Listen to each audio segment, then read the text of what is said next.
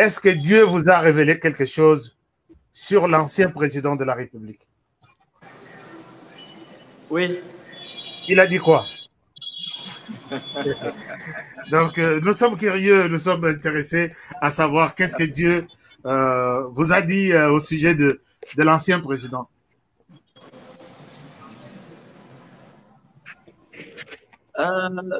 C'est un message d'un chef d'État ou un ancien chef que je ne peux pas me permettre de donner en ligne comme ça.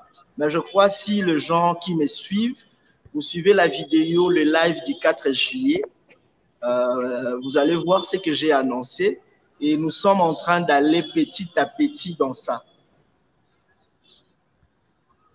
Ok. Donc ça reste secret pour lui. Ça reste secret pour lui. Non, c'est pas un secret. C'est pas un secret. Là, je suis en face d'un journaliste. Mais je dis pendant le culte, le 4 juillet, suivez la vidéo du 4 juillet.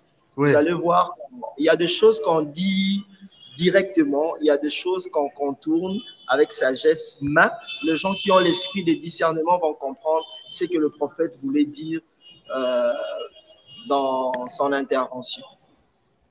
Alors, prophète Fulgence, vous faites allusion à une situation qui va se dérouler à Lubumbashi. Est-ce que vous pouvez nous en parler un peu plus? Voilà, j'avais prophétisé sur une guerre tribale à Lubumbashi, déjà qui va commencer à partir du mois prochain, le fin octobre et début novembre. On est en train de prier sur ça. J'étais à Lubumbashi sur place.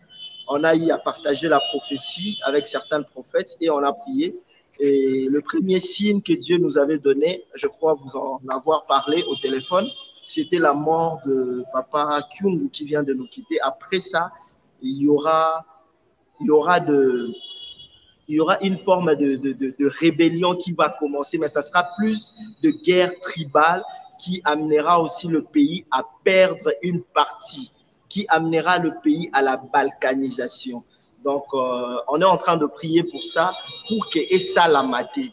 J'aimerais préciser, quand Dieu me montre quelque chose, quand je donne une prophétie, je ne le dis pas pour que Ekokisama, je le dis pour que l'Église s'élève, pour empêcher cela. Non seulement l'Église, empêcher dans la prière, les autorités aussi prennent des dispositions pour que cela n'arrive pas, pour contourner la chose.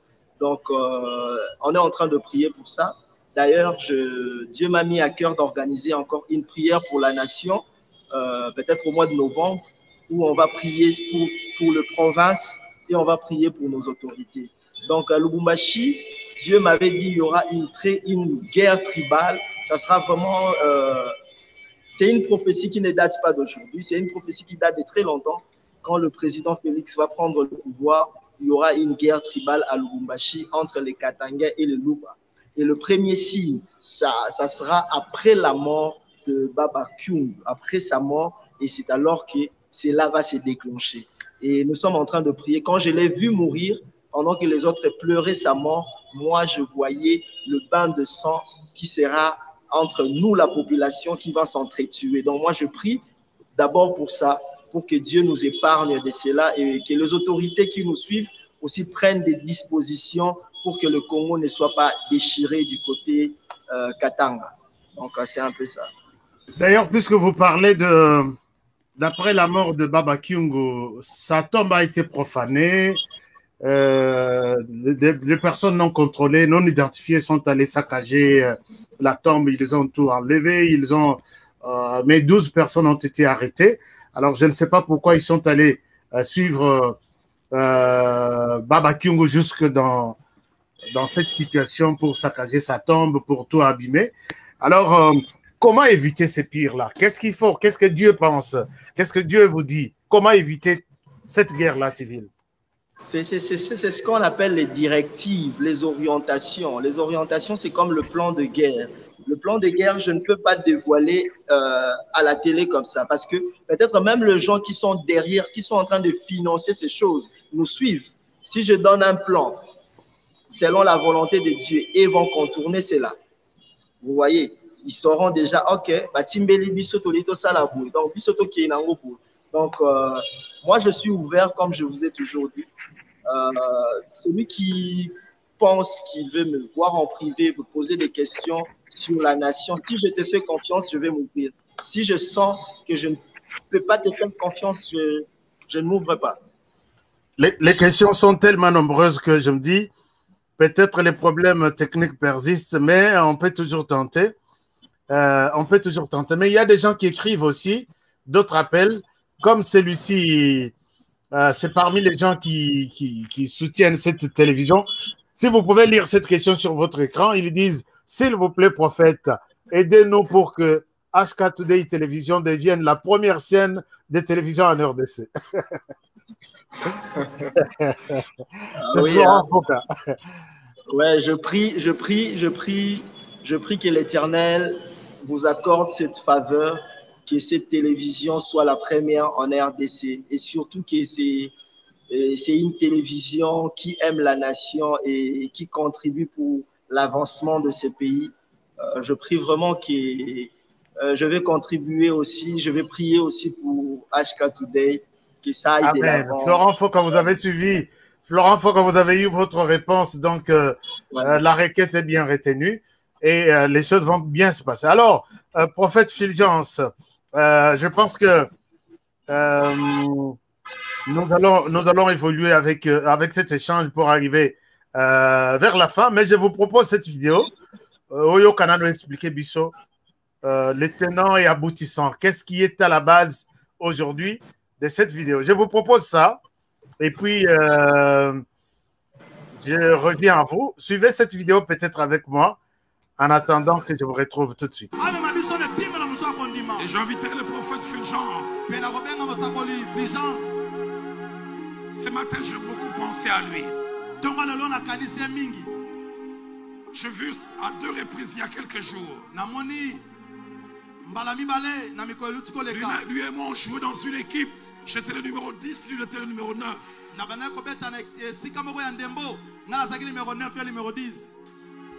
C'est moi qui driblais et qui faisait la passe et lui il marquait.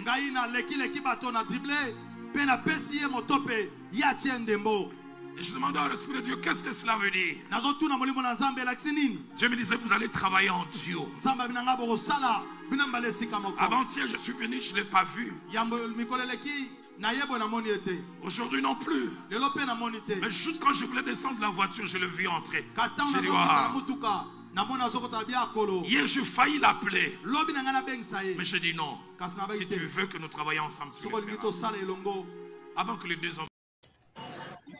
Alors, l'homme de Dieu, Fulgence Nkusu, vous reconnaissez ici cette vidéo, Pasteur Dallo, avec qui vous avez beaucoup travaillé, mais aujourd'hui, vous n'êtes pas, semble-t-il, ensemble. Non. Comment ça, on n'est plus ensemble? Et est-ce que vous travaillez aussi ensemble? Puisque là, il donne une prophétie, il dit, Dieu lui a demandé, lui a recommandé de travailler avec vous ensemble. Est-ce que vous êtes encore ensemble? Ouais, le pasteur Dallo, c'est un père pour moi. Donc, on n'a jamais été, on s'est jamais séparés, on s'est jamais embrouillé. Le pasteur, je ne sais pas quelle information vous avez. On est toujours ensemble avec le pasteur. Seulement, le pasteur est très occupé. Mais je crois après la prière pour la nation, le jour où j'ai eu émission avec vous, juste après l'émission avec vous, je crois un jour après, j'ai vu le pasteur en ville. Il y avait une réunion de prière, j'étais avec lui. C'est lui qui avait prêché à la fin. On s'est vu, on a parlé. Et hier, il était avec mon petit frère. Et aujourd'hui, je devrais être à la reconnaissance du ministère de maman Viviane, qui est ma mère, qui est l'épouse du pasteur Roland Dallo.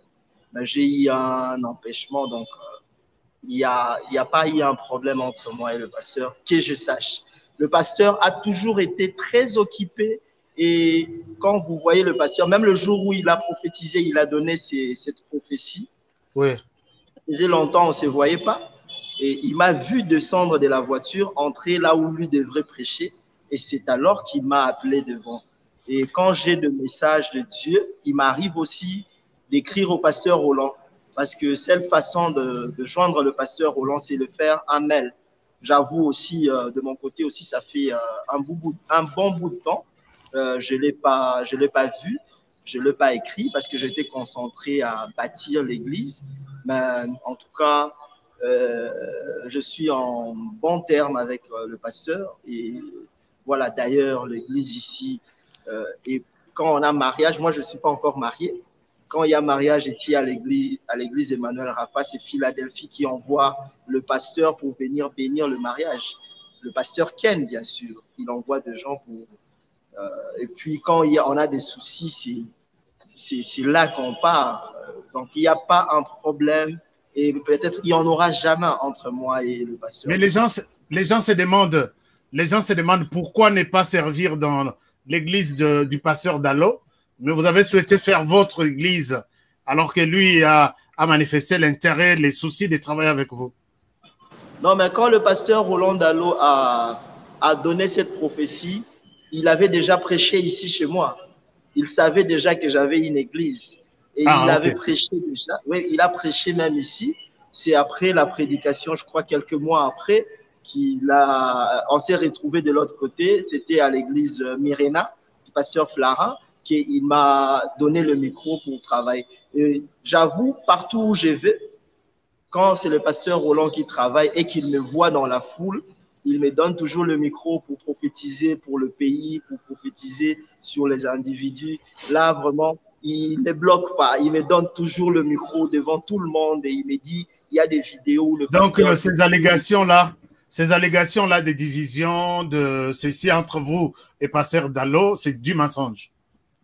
C'est maintenant que je l'apprends. Je n'ai jamais même su qu'il y avait des allégations. OK. Alors, merci de nous rassurer que vous êtes en bon terme avec pasteur Dallo, que je salue en passant. Alors, il y a Eric qui nous appelle du Togo. Il dit, Honoré, s'il vous plaît, vous êtes en train de discuter de la RDC. Est-ce que vous pouvez demander, je vous supplie de demander au prophète Fulgence de penser à notre pays, les Togo. Qu'est-ce que le Seigneur lui dit? Est-ce que vous avez déjà eu quelque chose sur les Togo? J'ai déjà été au Togo. Eric vous demande, il dit, supplier les prophètes pour qu'il y ait quelque chose, que Dieu lui montre quelque chose sur les Togo. J'ai été au Togo en 2012. Il y avait, ce sont des choses qui se passaient au niveau des autorités et Maman Langui, paix à son âme, et Papa Langui, ce sont eux qui m'ont délégué là-bas comme étant prophète. Donc, j'ai déjà été, j'étais plus jeune que je suis.